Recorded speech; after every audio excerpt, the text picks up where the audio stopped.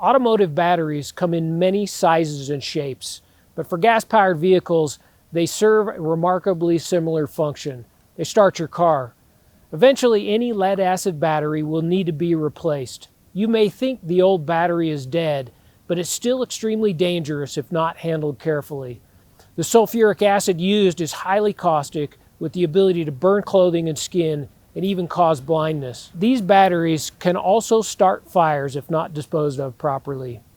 If they end up in the main waste stream at the recycling facility or landfill, they can damage equipment and, even worse, injure workers at the facility. That's why it's extremely important to turn these over to a properly equipped battery recycling program.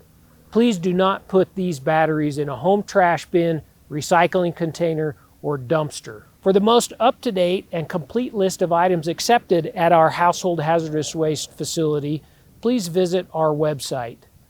Thanks for doing your part to keep our environment clean and our employees safe.